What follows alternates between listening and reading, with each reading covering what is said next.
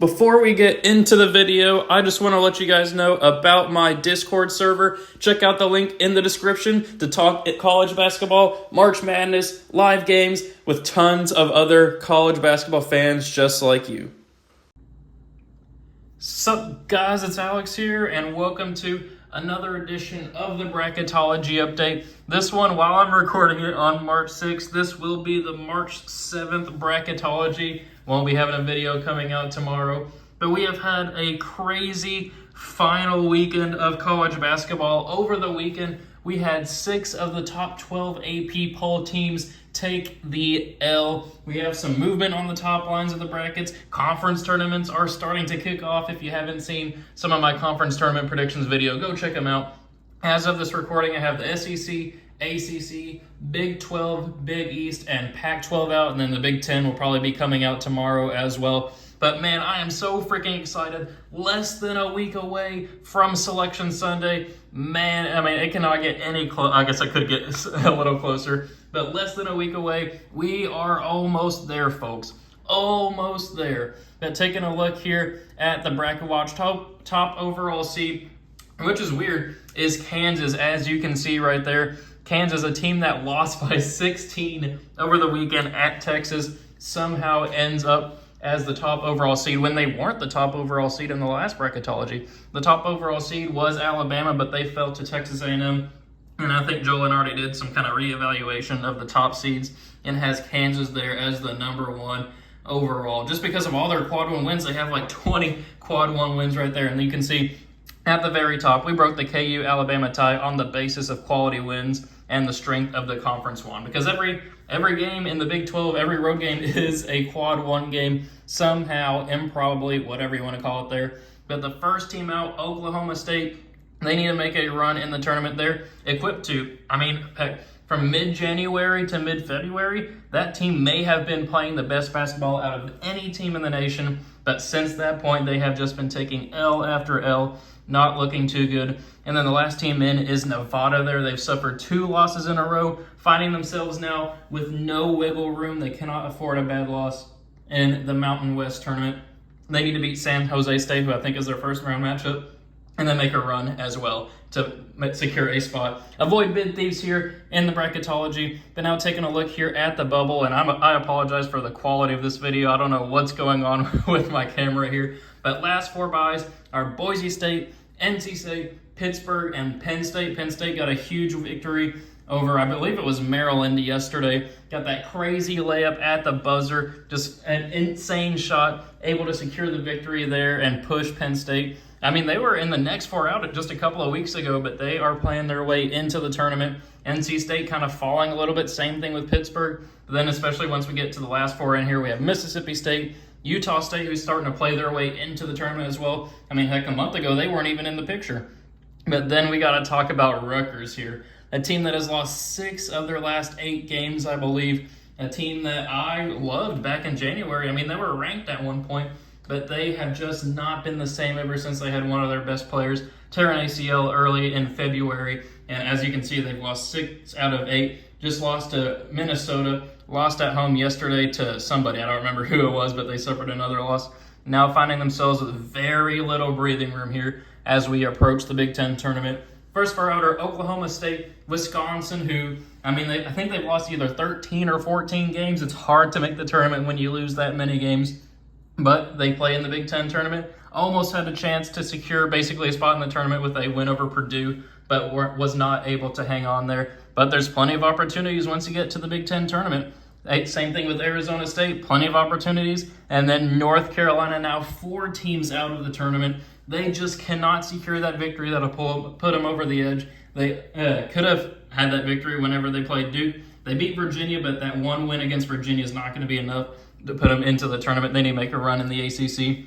Next 4 out are Michigan, Charleston, Clemson, and Oregon. As you can see there, Clemson 3 seed in the ACC, but have just suffered so many bad losses this season. They find themselves in the next 4 out. Michigan playing really good basketball lately, but they need to play very good here in the Big Ten tournament. I want to say the first round matchup, they have Rutgers versus Michigan. So that's basically an NCAA tournament elimination game right there, though. Huge stakes for that first, or I think it's a second round matchup in the Big Ten tournament, but huge matchup for that. But now taking a look here at the bracket, just looking at some movement. Not a whole lot of movement, as you can see right there. I'm trying to make this a little bit better to see. I don't know what's going on, as I said, with my camera, so I apologize for the quality of that. Here we have Utah State, new to the field here as an 11 seed. We have West Virginia up to a 9 after that huge, I believe it was a home win over Kansas State. We have Drake, new to the field, automatically in the tournament now. They won their conference in just a shellacking of Bradley in, I believe it was the Missouri Valley final.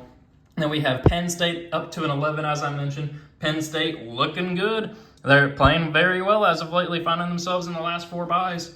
Then we have Duke falling down to a 7. I think that was just kind of a seating adjustment type thing there.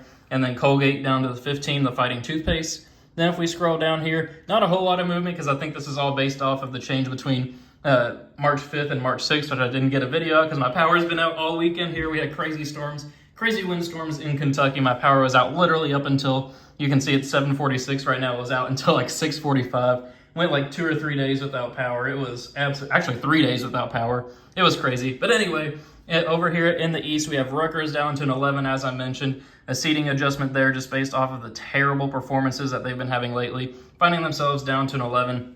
Boise State lost by double digits over the weekend. That is why they are down to a 10 line. Then over there in the West, we have Florida Atlantic up to an 8. Utah Valley now up to a 12. Joe Lunardi likes the strength of that team. Kentucky now up to a 6. Pittsburgh down to an 11. Northwestern down to a 7. And then Providence down to a 10. So as you guys know, every time I do a bracketology, I go to the vertex42.com, create an Excel bracket, and then fill it out based off of who I think is going to win the championship if the bracket were to happen today. And the reason I like doing all these bracketologies so much, going through all the predictions, is because things are just so dependent on where these teams are bracketed. Like sometimes, like Kansas State is a perfect example.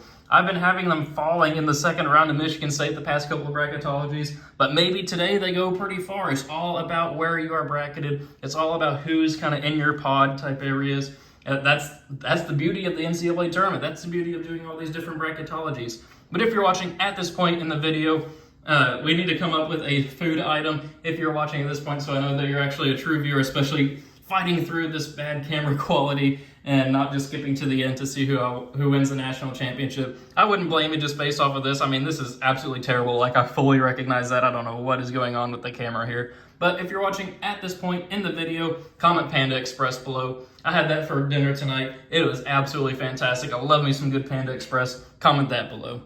So at first, we'll go ahead and start with our predictions here. We got Kansas obviously moving on past the winner of Southeast Missouri State and Fairleigh Dickinson, who have both qualified for the tournament already. We're going to have Missouri moving on past Memphis. Miami beating VCU, just a down year for the A-10 there. Indiana moving on past Toledo, if I can pick Indiana there we go. Michigan State moving on past the winner of Utah State and Mississippi State. Marquette hanging on past Kennesaw State. Texas A&M moving on past NC State, and then Arizona beating UNC Asheville. So no upsets here in the first round, but as we move on to the Sweet 16 here, we got Kansas moving on past Missouri, Indiana moving on past Miami, Marquette beating Michigan State, though I think that would be a fantastic matchup to see there, Michigan State and Marquette. And then we have Texas A&M falling to Arizona. I thought about picking Texas A&M to advance on there, pull off the upset, but I just can't bring myself to do it. I don't know. I just believe in Arizona a little bit more. But now for a spot in the Elite Eight, we have Kansas beating Indiana along with Marquette pulling off a slight 3-2 upset to advance here on to the Elite Eight. But I have Kansas moving on to the Final Four. They're just playing. They just play the best schedule, have the most quality wins, though they did just lose to Texas, so you never know what could happen here in the tournament. But I have Kansas moving on out of that top left regional. So now as we move on to the top right, we're going to have Alabama move on past Youngstown State. Illinois moving on past West Virginia. TCU falling to Drake. I have Drake Bulldogs. They haven't lost since, I believe, they've only lost maybe one time since like mid-January. I got them pulling off the 12-5 upset over TCU. Then we're going to go with Xavier here moving on past Yale. We're going to have San Diego State moving on past Penn State along with Kansas State over UC Irvine. Duke beating USC, and then Purdue beating the Fighting Toothpaste of Colgate. Then for a spot in the Sweet 16, we got Alabama moving on past Illinois. Though I could see Illinois pulling off the victory there. Illinois gave Purdue a battle at the very end of that game over the weekend. Alabama lost to Texas A&M. I could see it happening. Then we're going to have Xavier moving on past Drake. Kansas State beating San Diego State, and then Duke falling to Purdue here. Though I could see Duke pulling off that upset.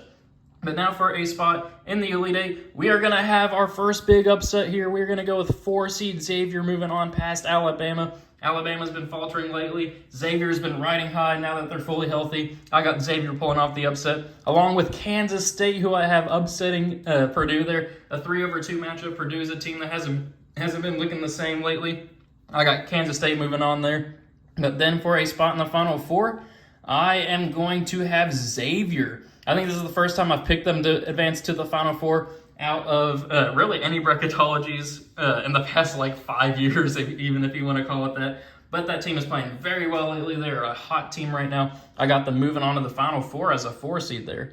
So now if we move on down to the bottom right regional, we're going to have Houston moving on past the winner of Alcorn and Howard. We're going to have Maryland beat Arkansas. I just don't believe in Arkansas anymore, as much as I hate to say it. Iowa State, I would have picked Oral Roberts to pull off the upset, but then Iowa State went and beat Baylor on the road. It was a crazy upset there, but I have Iowa State moving on. Then Connecticut beating Iona. Creighton beating the winner of Rutgers and Nevada. That one's not even going to matter. Tennessee beating Louisiana. An upset pick here with Boise State 10-over-7 over Iowa, and then Baylor moving on past Montana State.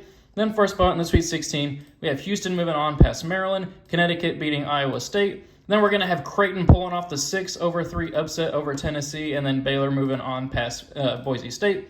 And then for a spot in the Elite Eight, UConn versus Houston. This would be a fantastic matchup here, but I am going to go with Marcus Sasser and Houston advancing on, where they will face Baylor. I got Baylor moving on past Creighton, but then I have Houston moving on to the Final Four out of that bottom right regional. I think that Houston's just too good, too experienced. They're going to make the Final Four out of that region. Then the bottom left regional here to kind of close it out. UCLA is going to be, obviously, Texas A&M and Corpus Christi. Got Auburn pulling off the 9-over-8 slight upset over over Florida Atlantic.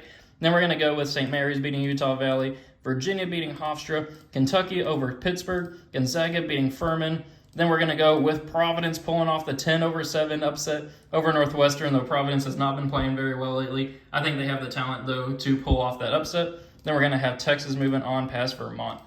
Then for a spot in the Sweet 16, we got UCLA moving on past Auburn. St. Mary's pulling off the 5-over-4 upset over Virginia. As much as I want to pick my Kentucky Wildcats to advance on to the Sweet 16 there, you got to go with Gonzaga there, especially out west, it looks like. And then we're going to go with Texas moving on past Providence. Then for a spot in the Elite Eight, we are going to go with UCLA here moving on past St. Mary's. But then we're going to go with Gonzaga beating Texas. And then for a spot in the Final Four, rematch here of that crazy Final Four matchup from a few years ago, UCLA and Gonzaga. I do have the Zags, Mark Few squad, advancing on to the Final Four here. So we have 2 1 seeds, a 3 seed, and a 4 seed here in the Final Four. But for a spot in the national championship game, I'm actually going to go with Gonzaga pulling off the upset over Kansas, and then they will face Houston there, who will beat Xavier, which sets up Gonzaga and Houston here in the national championship game, a 1 seed versus a 3 seed. And I'm actually going to go with Houston, the Cougars,